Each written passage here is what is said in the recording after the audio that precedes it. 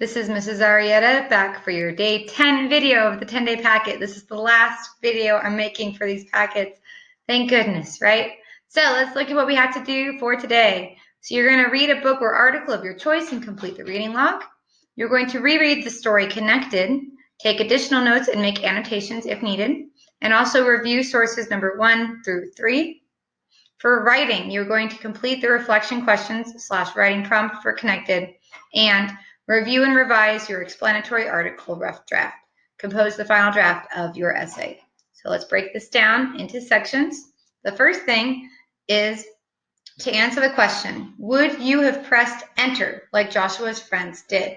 Write a short paragraph that explains your reasoning and make sure your sentences are clear and organized. Use ACE.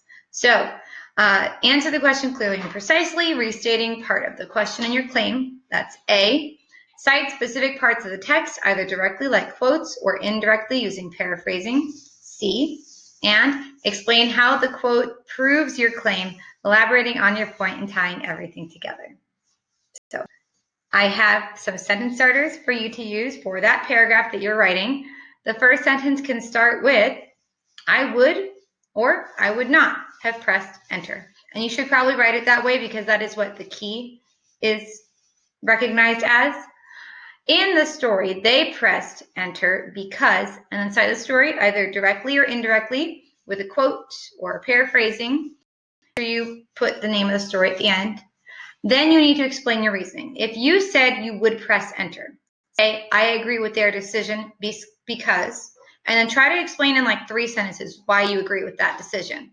Or if you said that you would not press it, you need to say, however, I don't agree with this decision because, and explain in 3 sentences why you think that pressing enter was the wrong decision. So I'm going to give you a moment to hit pause if you have not answered these questions yet. And I'm moving on. So one last time, I'm just going to read the first paragraph of that prompt for the informative essay. Your computer class is preparing for a technology fair at your school. The technology fair will focus on the impact of the information age. For your part in the fair, you need to help students, parents, and teachers understand digital footprints. At this point, you should already have the basics of your essay. You should have a rough draft. So the next thing to do is use RADAR to revise that essay. RADAR stands for replace, add, delete, and reorder. So I'm going to break down how you can use RADAR to help make your essay better. First thing you want to do is replace. Replace words that are not specific. Try to avoid words like things and stuff. Think of a better word that is a little more clear. Replace words that are overused. Maybe you kept saying digital over and over and over again. Maybe you can replace it with online once in a while or web-based or something. Find a word that can be swapped out to make less redundancy. The last thing is to replace sentences that are unclear. If someone reading your essay does not understand what your point was supposed to be, maybe you rewrite that whole sentence and just replace it. A thesaurus can be really helpful at this stage of the revision process. The next step is add. So add new details, add descriptive adjectives or adverbs, and add some rhetorical devices. So we kind of touched on this lightly last quarter. So you can use an appeal to trustworthiness, an appeal to emotion, or an appeal to logic as a way to strengthen whatever you are claiming. You can add some sentences about that later in a paragraph if it helps your body paragraph.